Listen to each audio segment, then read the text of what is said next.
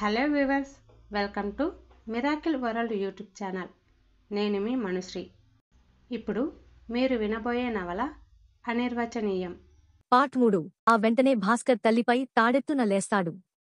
ఏదో విధంగా తగవు పెట్టుకుంటాడు. అత్తవారు భార్య ఏమేమి నూరిపోస్తే అదే చిలకలా ఒప్పుజెప్పుతాడు, తనకో మెదడు వ్యక్తిత్వమూ లేనట్లుగా. చచ్చ, ఇంట పడుండే ఆడవెధవలకేం తెలుస్తుంది? బయట నలుగురిలో తలెత్తుకు తిరగలేక చస్తూ ఉన్న మగవాణ్ణి నేను, కాటికి కాళ్లు జాపుకున్న ఆడదానికి కూడా అధికారమే. వీడి అమ్మ వీడి పెళ్ళానికి కనికరించి 4 మెతుకులు పారేస్తుదట, ఓ మూల కూర్చోబెడుతుందిట అని నలుగురూ నవ్వుతున్నారు ఊళ్ళో. ఇకనైనా బుద్ధి తెచ్చుకుని కోడలికి తాళాలిచ్చి ఓ మూల పడుండు, ఎటువంటి స్త్రీ అయినా సరేనని నోరు మూసుకు ఊరుకోలేని మాటలవి. అందుకే నాంచారమ్మ రెచ్చిపోతుంది. కన్ను, కాలు, బుద్ధి, తెలివి అన్నీ ఉన్నాయి నాకు. నిన్నదాకా మొన్న వచ్చిన పిల్లపై ఆధారపడాల్సిన అవస్థ నాకేం? అయినా నువ్వొక్కడివే కాదు నాకు, నీకే పట్టగట్టి నిష్క్రమించటానికి. ఇంకా సంతానముంది నాపై ఆధారపడి. నీ భార్యనో ఓ మూల కూర్చోమని నేననలేదు. నలుగురి ముఖం చూడలేక తానే కూర్చుంటోంది గదిలో. ఎక్కడ పనిచేసి అలసిపోతుందో నని బయట తిరగనీకుండా నువ్వే గదిలో పెట్టి తలుపులు బిడాయిస్తున్నావు. నీ నక్కజిత్తులు నా దగ్గర కాదు, వాద ప్రతివాదాలతో ఇల్లు రణరంగమైపోతుంది. తిట్టి టింగురంగామంటూ భార్యతో చెట్టాపట్టా లేసుకుని సినిమాకో షికారుకో పోతాడు, ఏమీ జరగనట్టే. ఇంట మిగిలిన తల్లి బిడ్డలకు రోదన, ఉపవాసాలు మిగులు. వారిని మరీ బాధపెట్టే విషయం మరొకటి. సినిమానుంచో షికారునుంచో వస్తూనే అన్నం పెట్టే సావిత్రి. ఏం ఇంకా రెడీ కాలేదు? ఏం చేస్తున్నారింకా వంట పూర్తికాకుండా అని కేకలు వేస్తూ జబర్దస్తీ చేస్తాడు భాస్కర్. వచ్చేస్తున్నానన్నయ్యా అంటూ ఆదరాబాదరా వడ్డించసాగింది సావిత్రి. ఒకనాడు నాంచారమ్మ మౌనంగానే కావలసినవి అందిస్తోంది. అప్పటికే జయంతి వచ్చి భోజనానికి సిద్ధంగా కూర్చుంది భర్త సరసన. ఏ ఇంత ఆలస్యం? మేం వచ్చేసరికి సిద్ధంగా ఉంచేయమని ఎన్నిసార్లు చెప్పాను, రెట్టించాడు భాస్కర్. ఇవాళ మేము సినిమాకు వెళ్లి ఇప్పుడే వచ్చామన్నయ్యా, బట్టలు మార్చుకు వచ్చేసరికి కాస్త ఆలస్యమైంది అణకువగా అన్నది సావిత్రి. చీ నాన్సెన్ వీధుల వరకు వినిపించేటట్టు అరుస్తూ కలుపుతున్న అన్నం గది అంతా చిమ్మేలా విసిరికొట్టాడు. ఓ పక్క తిండికి గుడ్డకు గతిలేదు. కుండలు డింకీలు కొట్టూటే సినిమాలు తక్కువయ్యాయా మీ బ్రతుకులకి? ఆ మాట్లాడుతున్నది మంచివాడో పిచ్చివాడో తెలియనంత అయోమయంగా ఉలిక్కిపడి చూడసాగారు తల్లి కుమార్తెలు. ఆ దానికేముంది? చీరకుచ్చెళ్లు సవరించుకుంటూ జయంతి సన్నాయి నొక్కులు నొక్కింది. మనం వెళ్లాంకదా అని వాళ్లు వెళ్లారు. పుల్ల వేసి వెయ్యనట్లు వేసి నిప్పు రాజబెట్టడం జయంతికి ఉగ్గుపాలతో అబ్బిన విద్య. క్రొత్తగా పెళ్లైనవాళ్లం మనం సరదాగా తిరుగుతుంటే వాళ్లు తిరుగుతున్నారు మాకేం తక్కువని? కడుపున పుట్టిన కొడుకే నీ చోత్తమాల తారతమ్యం తెలియకుండా వాగుతుంటే ఇక నడమంత్రపు సిరి కట్టుకొచ్చిన పరాయిది కోడలు వదరుబో తుతనానికే మాట్లాడతాను, తనలో తాను అనుకుంటున్నట్లుగా అని వడ్డన మధ్యలోనే ఆపి గిన్నెలు అక్కడే వదిలి ఆ గదిని వదలబోయింది. కాని అలా వదలడం భాస్కర్ ధ్యేయం కాదు. ఏం అలా పోతున్నావ్? కొడుకు కోడలు పచ్చగా కళకళలాడుతూ కూర్చుంటే చూడలేక ఏడుస్తున్నావా? ముసిలిమేళాలకు సినిమాలు కావాల్సి వచ్చాయ్. సినిమాలు కొత్తగా పెళ్లైన వాళ్లతో వంతులు వాటాలు వచ్చాయ్ సిగ్గులేక. మరోసారి ఇలా జరిగితే ఊరుకునేది లేదు సావిత్రి. గుమ్మం కదిలి బయట అడుగుపెట్టావంటే ఇక నీకు గోదారే గతి. నాంచారమ్మ వింటూనే ఛర్రున తిరుగు శాపం పెట్టింది. గోదారి ఎవరికి గతో కాలమే నిర్ణయించాలిరా దుర్మార్గుడా. నీకు క్రోత్తగా పెళ్లి పెడాకులైతే నా బిడ్డకెందుకు గోదారి గతి అవ్వాలి? జాగ్రత్త. నిష్కారణంగా కన్నతల్లిని ఉసురుపెడితే ఎదురుదెబ్బ తీయకమానదు. పగబట్టి కక్షతో ఒకరిని నిందిస్తే ప్రేమతో పగ ఒలికించే మరొకరికి పోయి తగుల్తుదది. జ్ఞప్తిని ఉంచుకో. అదుగో ఆమె ఎంతంతేసి మాటలంటోందో చూశారా? తల్లి కొడుకు ఏమనుకుంటారో అనుకోండి. మధ్యన నన్ను వంకలు పెట్టి అంటే మాత్రం మర్యాద దక్కదు. భర్త కంటే పెద్దగొంతుతో అరుస్తూ భోజనం అసంపూర్తిగానే వదిలి కొన్ని సందర్భాలలో విసిరేసి కూడా లేచిపోతుంది జయంతి. అట్లా తరతమ భేదాలు, పెద్ద చిన్న తారతమ్యాలు విస్మరించి వివేకరహితంగా సాగిపోతోంది ఆ సంసారం, నలుగురిచేత చాటునా మాటునా నవ్వించుకుంటూ. బుద్ధి గౌరవాలలో నాంచారమ్మ రంగనాథాలకెన్నో మెట్లు దిగువన ఉండే ఇరుగుపొరుగులకు, బంధువులకు ఈనాటికి వేలెత్తి చూపి నవ్వి తమలో జమ కట్టుకోవటానికి ఒక అవకాశం దొరికినట్లయింది ఈ అకారణ కుటుంబ కలహాల వల్ల. ఏమమ్మా నాంచారమ్మ, కాస్త మీకు అయినవాళ్లం కదా, ఇంతసేపాయి ఇంటికి వచ్చి కూర్చున్నాను, ఇంతవరకు కోడలు పిల్లను నాకంట బడనిచ్చావు.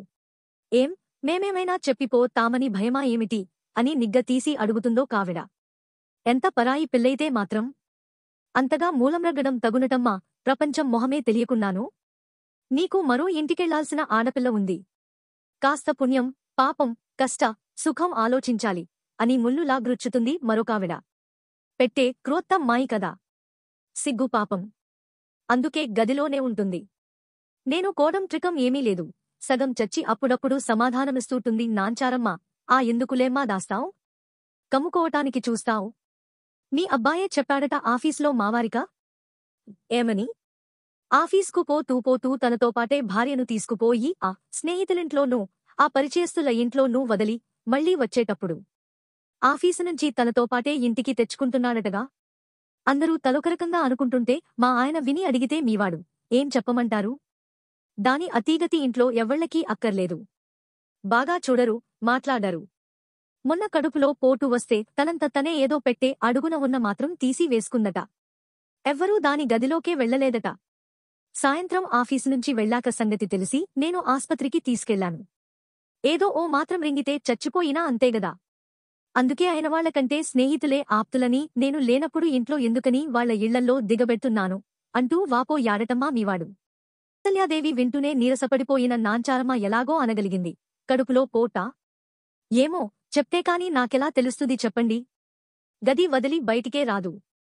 ఆ గదిలోకి మేం వెళ్తే కోపమాయ ఆమెగారికి. అదేదో అతి తేలిక విషయంలాగా హాయిగా నవ్వేసింది ఆగంతకురాలు.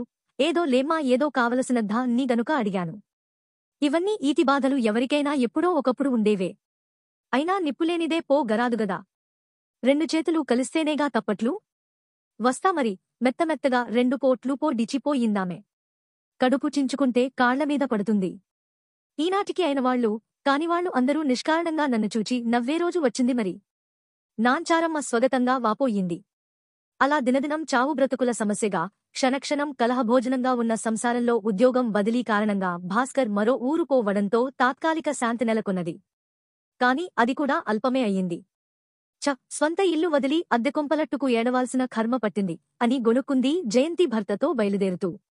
ఉన్న 4 రోజులు చాకిరీ అంటూ ఏడ్చి గోలపెట్టారు.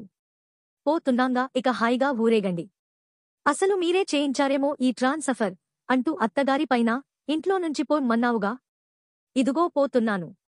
ఇక అడిగే దిక్కులేక హాయిగా ఉండండి శనిమొహాలారా అంటూ కోతిలా ఎగిరి ఈ ఆడపడుచుపైన అకారణంగా నిందలు వేసి మరీపోయింది. అందినంతవరకు తండ్రి దగ్గర డబ్బు నొల్లుకుపోయాడు భాస్కర్. నెల భార్యాభర్తలు తిరిగి రావడం, తిరిగి వెళ్లేవరకు ఏవో గృహఛిద్రాలు కల్పించి గృహశాంతిని భంగపరచుకోవడం మామూలైపోయింది. సొంత ఇంట్లో హాయిగా కులుకుతున్నారు. అద్దెకొంపలో అగచాట్లు పడిపడి కాస్త ఇక్కడ ఇల్లు వాకిలి పున్నాయికదాని వచ్చి 2 రోజులుండబోతే మొఖాలలా మార్చుకుంటారేం అంటూ లేనిపోని కయ్యాలు లేవదీసేది జయంతి. ఊరుకాని ఊళ్ళో అద్దెకొంపలో బ్రతకాలంటే మాటలా? నీకేం తెలుస్తాయి మా కష్టాలు? నెల జీతం అసలు తిండికే సరిపోవడం లేదు అంటూ తండ్రిని బ్రతిమాలో పోట్లాడో అతని దగ్గర ఉన్న కాస్త డబ్బు కూడా తీసుకుపోయేవాడు భాస్కర్. ఏదో విధంగా కలహమో అల్లరి తప్పుతాయనే భయంతో ఉన్నది ఇచ్చేసి చేతులు దులుపుకునేవాడు రంగనాథం. కాని ఇంటిలోని వ్యక్తులకు ఏ వేళల ఏమేం కావాలో అవన్నీ అమర్చలేకపోయినా 2 పూటలా వేళకింత అన్నమైనా కనీసం కడుపుకు పెట్టవలసిన బాధ్యతగల ఇల్లాలు నాంచారమ్మ మాత్రం మిన్నకుండలేక అదెలాగూ చక్కగా నెలకు 4-5 సంపాదిస్తూ అది మీ ఇద్దరికే చాలన్నదే 150 పెన్షను మీద ఇక్కడ ముగ్గురేలా బ్రతుకుతారనుకున్నావ్ అని నిగ్గదీసి అడిగేది. వింటూనే తాడెత్తున లేచేవాడు భాస్కర్. నేనేదైనా అడిగేప్పటికే అంత బరువు కాదేం? నేను కోడలు పరాయివాళ్లలాగా బరువా? గుర్తుచ్చుకో అలుసుగా, అల్పంగా మాట్లాడ్తావేం?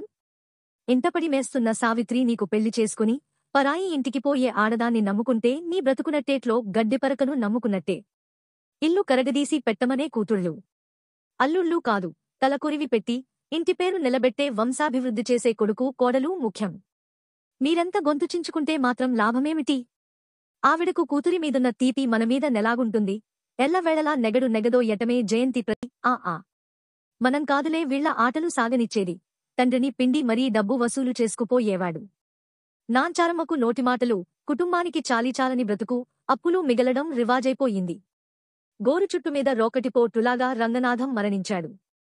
గతంలో నుండి వర్తమానంలోనికి దిగి యథార్థ ప్రపంచాన్ని గుర్తించిన సావిత్రి ఇంకా ఆలోచనావాహినిలోనే కొట్టుకుపోతున్న తల్లిని మెల్లగా సంబోధించింది.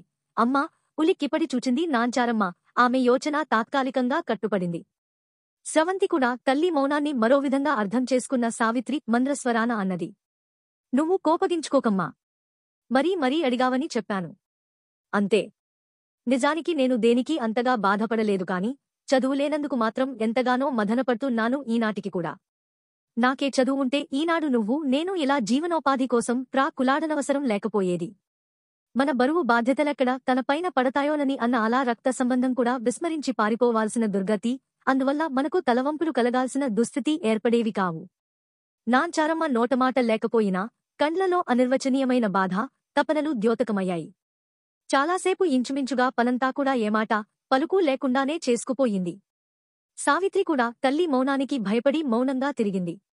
భోజనాల వద్ద సహితం ఇద్దరూపాయి ముభావంగానే ఉన్నారు.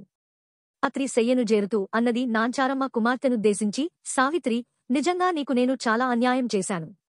కన్నతల్లినేయుండి ఏ గర్భశత్రువు చేయనంత ఘోరమైన అపకారం చేశాను.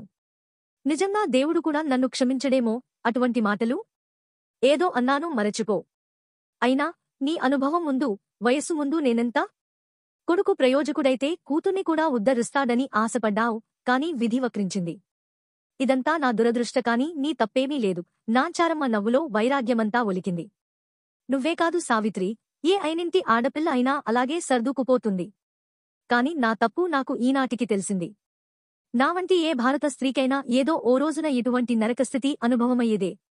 కనువిప్పు కలిగి తీరుతుంది. కాని ఏం లాభం? అప్పటికే అంతా అయిపోతుంది. ఏమీ మిగలకుండా మధ్యన నీవంటి అమాయరాలు బలి అయిపోతుంది. అబ్బబ్బా! ఎందుకొచ్చిన మాటలమ్మా అవన్నీ అంటూ తల్లి వాగ్ధారణికి అడ్డుకట్ట వేయబోయింది సావిత్రి. ఉండు సావిత్రి, నేను చెప్పినవన్నీ అవసరమైన మాటలే. నిజమే చెప్పావు నువ్వు. ఈనాటి ఈ జీవితంలో గడచిన రోజులలోని నా అజ్ఞానమంతా దర్పణంలో ప్రతిబింబంలాగా స్పష్టంగా కనిపిస్తోంది. తనకు విద్యాగంధంలేక లోకంలో విలువలేదని, ప్రతి విషయంలో భర్తపై ఆధారపడాలని విపరీత వేదనననుభవించుతూ కూడా కుమార్తెకు చదువు అనవసరమంటూ ఇనుప కవచంలో బంధిస్తుది ఒకరకం హైందవ వనిత.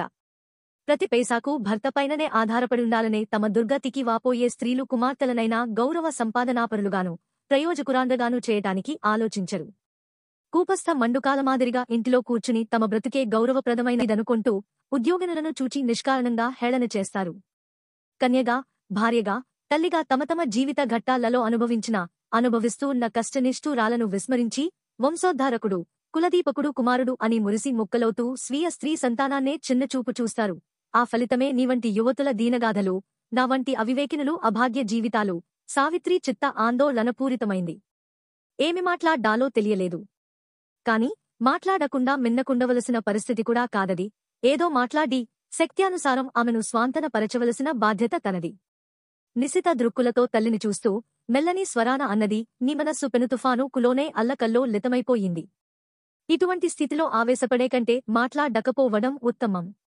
నిద్రపోమ్మా, మనస్సు కాస్త శాంతిస్తుంది అంటూనే తాను కళ్ళు మూసుకుని అటు తిరిగి పడుకుంది సావిత్రి, తల్లికి మాట్లాడ్డే అవకాశమీయకుండా. 3 ఉదయం ఏదో పనిలో ఉన్న తల్లి దగ్గరకు వచ్చి నిల్చుంది సావిత్రి. ఏదో చెప్పాలని తల్లి ఎంతకు మాట్లాడకపోవడంతో, అమ్మా, వాళ్ళొచ్చారు అన్నది బెదురుతూనే. ఎవరు? తలెత్తకుండానే ప్రశ్నించింది నాంచారమ్మ. ఇల్లు అద్దెకు కావలసినవారు. తల్లి మౌనాన్ని అనంగీకారంగా అర్థం చేసుకున్న సావిత్రి నచ్చజెప్పుతూన ధోరణిలో అన్నది, చూడమ్మా, కాలంతోపాటు ఆచారాలు మారతాయి. ఇది తప్పు, ఇది మనకు తగదు అని కొన్నిటిని అనుకునే ముందు అదేమిటో, పూర్వాపరాలేమిటో జాగ్రత్తగా పరిశీలించాలి. ఆనాడు పాఠశాలల్లో జీతాలు కట్టి చదవడం లేదు.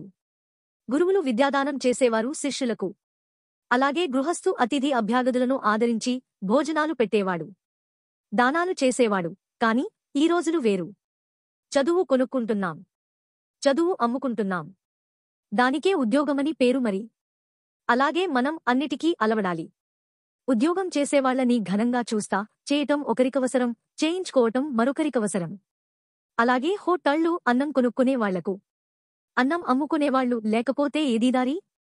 ఈ రోజుల్లో ఇల్లు లేనివాడికి ఇల్లు ఉన్నవాళ్లు అద్దెకియకపోతే ఎలాగూ? ఉచితంగా ఇతరులకాశ్రయమిచ్చేస్తో మతూ ఎవరికీ లేదు. అక్రమము, అవినీతి కానంతవరకు కాలానికనుగుణంగా నడవటంలో తప్పు లేదమ్మా. పేలవంగా నవ్వింది నాంచారమ్మ. నా తెలివితేటలలో ఇంక ఏం నమ్మకం మిగిలి ఇంతగా సలహా అడుగుతున్నావ్ సావిత్రి?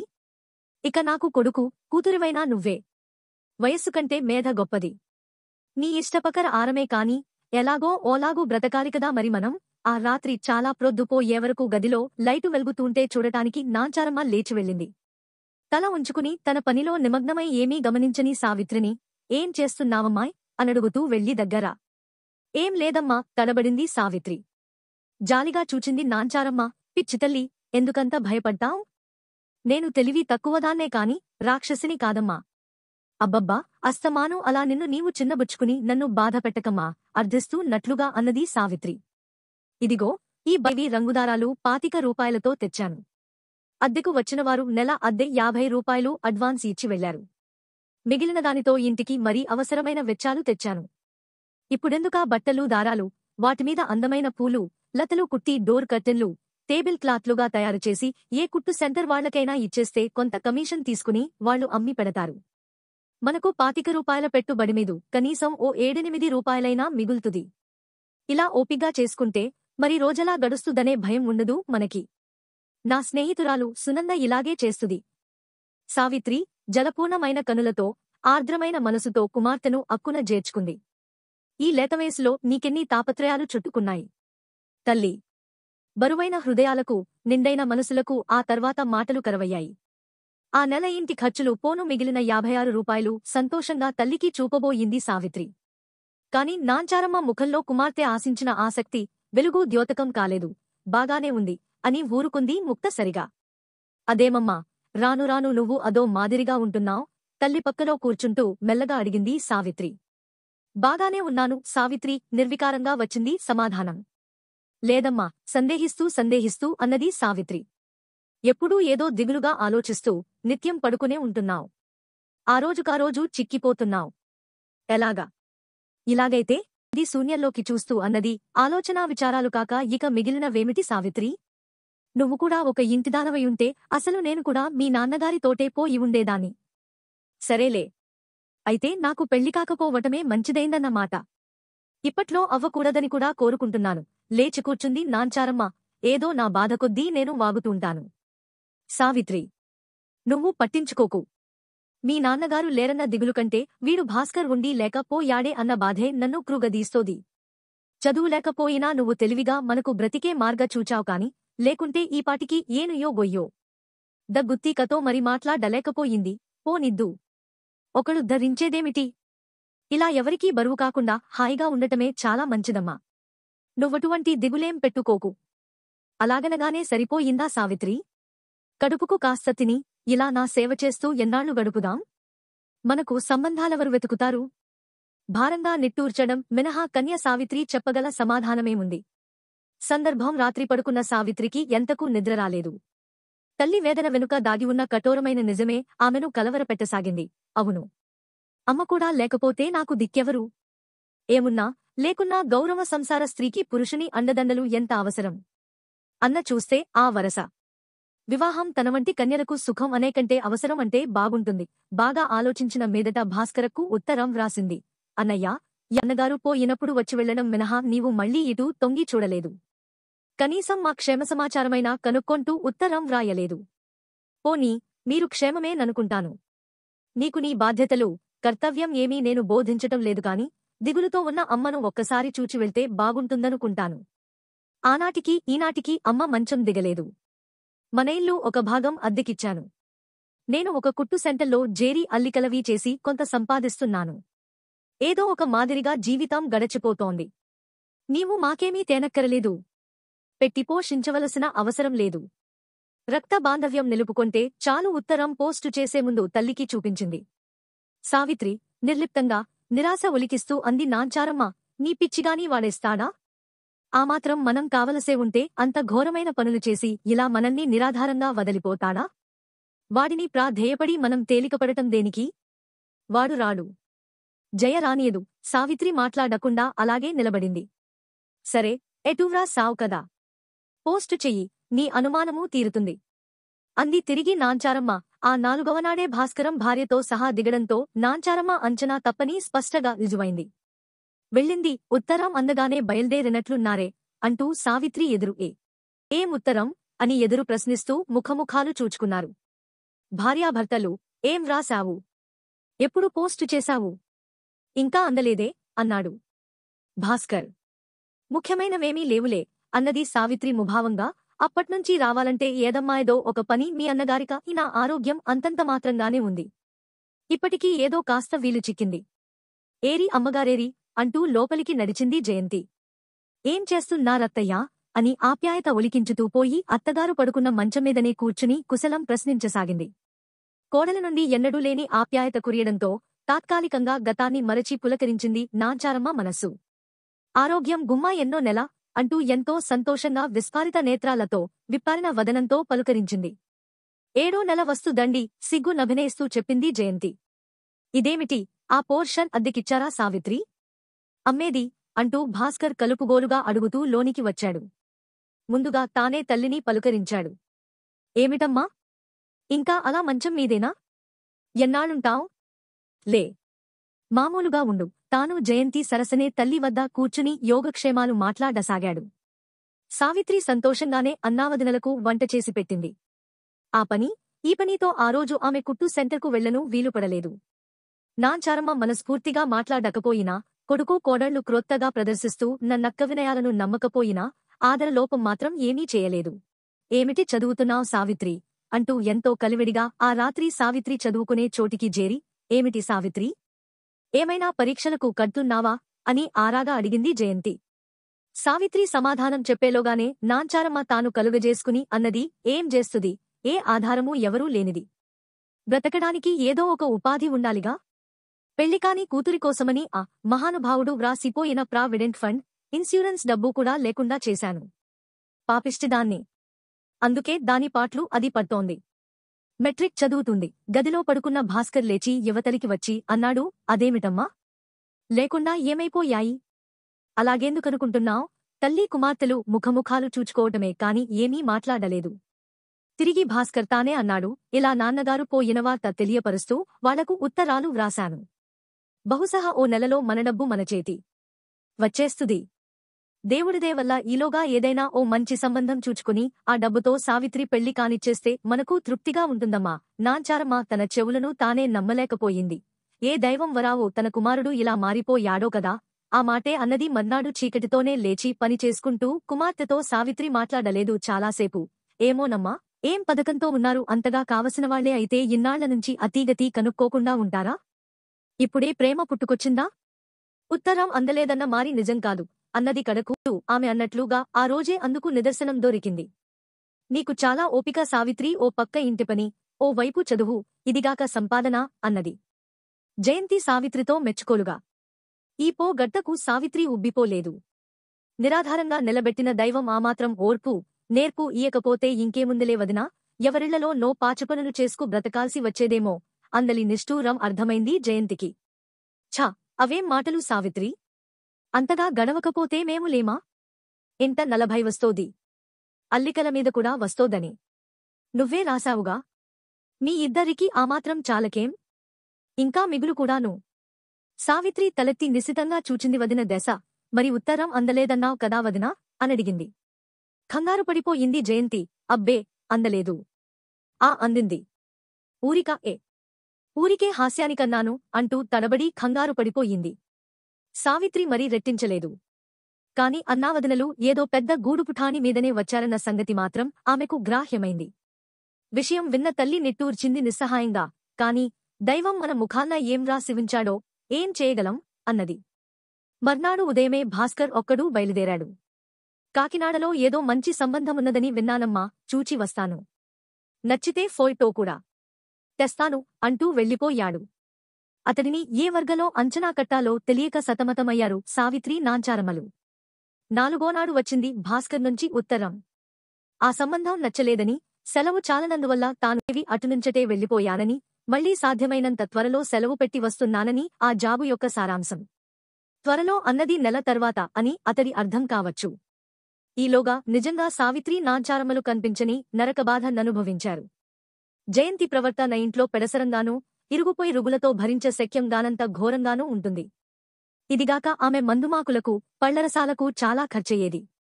గుంభనంగా ఉన్నది తిని బ్రతకడానికి సావిత్రి వేసుకున్న పథకమంతా తారుమారైపోయింది పాపం. ఇంటద్ద 40 పూరాగా జయంతి ఇంజెక్షన్లకు, బత్తాయరసాలకు ఖర్చైపోయేది. ఇక సావిత్రి సంపాదన 30-40 రూపాయలు ఇంటి ముగ్గురు భోజన ఖర్చులకేమాత్రమూ సరిపోలేదు. ఇలాగైతే ఎలాగా 400 జీతగాడైనా అన్న ఏమీ ఇవ్వకపో తాడా వచ్చిన తర్వాత అనే ఆశ మాత్రం సావిత్రి అంతరాళాలలో మినుకుమినుకుమన్నది. అందుకే బాగా ఆలోచించిన మీదట ఇంట్లో అద్దెకున్న వారిని మరో నెల కూడా అదనంగా ఇమ్మని కోరింది. మీకు శ్రమ అవుతుందా? ఇబ్బంది పెడుతున్నానా? అని చాలా నొచ్చుకుంటూ అన్నది సావిత్రి అతి లజ్జితురాలై. లేదులేమ్మా, ఎన్నడూ ఒకరి వద్ద చేయి చాపి ఎరగనివాళ్లు మీరు. కష్టాలలో ఉండి అడిగావు. ఆ మాత్రం అర్థం చేసుకోలేమా? అన్నది సానుభూతితో గోవిందమ్మ. అక్కడే ఉన్న ఆమె కుమారుడు సత్యమూర్తి కల్పించుకున్నాడు. మేము కష్ట సుఖాలు తెలిసిన సంసారులమే సావిత్రిగారు. నేను స్కూలై ఫైనల్ చదువుతుండగానే మా నాన్నగారు పోయారు. ఇద్దరన్నలు అసలు తిరిగి చూడలేదు. ఎలాగో వారాలు చేసుకుని ముపైతి చందాలు పోగు చేసుకుని మా అమ్మగారిని పోషిస్తూ చదువుకుని ఈనాటికిలా డాక్టర్నే గౌరవతుకగలుగుతున్నాను. కన్నతల్లిని సుఖపెట్టగలుగుతున్నాను. ఎంతో తృప్తిగా బ్రతుకుతున్నాను. మగవాడిని నేనే అంత కష్టపడినప్పుడు అనుభవం లేని ఆడపిల్లగా మీరెంత శ్రమపడుతున్నారో నాకు తెలుసు. మీరు ఎప్పుడే అవసరం కలిగినా సంకోచించకుండా వచ్చి మా అమ్మగారి దగ్గర తీసుకోండి. ఎటువంటి సాయమైనా సరే. సావిత్రి కృతజ్ఞత నిండిన కనులతో చూడడం మినహా మాట్లాడలేకపోయింది. ఇంటి పని, చదువు పని, బయటి పని బొత్తిగా ఆ రోజుకారోజు చిక్కిపోతుంది సావిత్రి. చిన్నపిల్లెన్నని నెట్టుకొస్తుంది. ఎంత గర్భిణీ మనుషులైనా అలా పడుకోనవసరం లేదు. శక్తి మేరకు పనిచేసుకుంటేనే వంటికి మంచిది. ఇంట్లో వాళ్లకు సాయం. మరి అలా ఉదయం కాఫీ దగ్గర్నుంచి రాత్రి హార్లిక్స్ వరకు ఆడపడుచు చేత మంచమీదికి జేరవేయించుకోవడం మంచిదీ కాదు, మర్యాదా కాదు. జయంతి అన్నది నాంచారమ్మ ఒకనాడు కోడలితో. జయంతి ఒక్కసారిగా పెళ్ళు బికిన దుముఖంతో అన్నది, ఏమాత్రం చేసుకోగలిగినా నేనెందుకు చేసుకోను? నీ ఇంటికొచ్చి ఉన్నందుకు ఇంత నీచంగా మాట్లాడదామనుకున్నారా? ఇది నా ఇల్లు, నా తర్వాతే మీరెవరైనా. పెళ్లి కాకుండా ఇంటబడి తింటున్నది చేయకేం చేస్తుంది? ఆవిడగారికి పెళ్లి సంబంధాలు వెతకటానికే నన్నిక్కడ పారేశారు ఆయన? లేకపోతే మీ అందరిచేత అనిపించుకునే కర్మమేం? సంభాషణను ప్రయత్నపూర్వకంగా ఎటునుంచి ఎటు మళ్లించి నిందలు నిష్ఠురాలు వేస్తున్నదో అవగాహన చేసుకున్న నాంచారమ్మ మరి నోరు మెదపలేదు. ఏం బాధపడుతుందో నన్న భయంతో ఈ సంఘటనను కూతురికి కూడా చెప్పలేదు. ఈ నెల అనంతరం భాస్కర్ వచ్చాడు. డబ్బు సంగతి మినహా మిగిలిన అన్ని సంగతులు మాట్లాడసాగాడు. వీలు చూచుకుని సావిత్రి అన్నది, ఇంట్లో బొత్తిగా కష్టమైపోతోందన్నయ్యా, డబ్బేమైనా తెచ్చావా? ఏం అంత కష్టగా ఉన్నదా? అమాయకంగా ప్రశ్నించాడు. ఇంత అర్ధోక్తిలోనే ఆపేశాడు. సావిత్రికి చాలా చికాకనిపించింది. అయినా ఓపికగా వివరించింది. అమ్మా, నేను అయితే ఎలాగో ఓలాగునెట్టుకొస్తున్నాం. మరి వదిలు. ఆ తేనెమాటలకు సావిత్రి నిజంగా పోగిపోయింది. మర్నాడు ప్రయాణం సమయానికి జయంతి కడుపులో ఏదో బాధ, నీరసం అని మూల్గుతూ పడుకుంది. భగవంతుడా, ఇప్పుడేం చేయటం? ఇహ నాకు సెలవు లేదా? తల రెండు చేతులతోనూ పట్టుకు చతికిలబడ్డాడు భాస్కర్. సావిత్రి కంగారుగా సత్యమూర్తిని పిలుచుకువచ్చింది. అనారోగ్యమేమీ కనిపించడం లేదా? అయినా ఒక్క గ్లూకోజ్ ఇంజెక్షన్ వచ్చిన దగ్గర్నుంచి వదినకు టానిక్సు, ఇంజెక్షన్సు, పళ్లరసాలు ఇవన్నీ చేస్తాను. బీపీ, పల్స్ అంతా బాగానే ఉంది అని ఇంజెక్షన్ చేసి వెళ్లిపోయాడు. చాలా ఖర్చవుతున్నాయి. అవును, నిజమే. కాని ఏం చేయను సావిత్రి? పెళ్లి సంబంధాల కోసం ఆ ఊరు ఈ ఊరు తిరగటానికే అయిపోతుంది. నాన్నగారి ఇన్సూరెన్స్ డబ్బది ఇంకా రాలేదా? అంత తర్వాగా వస్తాయా? చూద్దాలే, నేనెలాగో ఏర్పాటు చేస్తానుగా. డబ్బుకు అమ్మ ఆరోగ్యం కూడా ఏమీ బాగుండటంలేదు.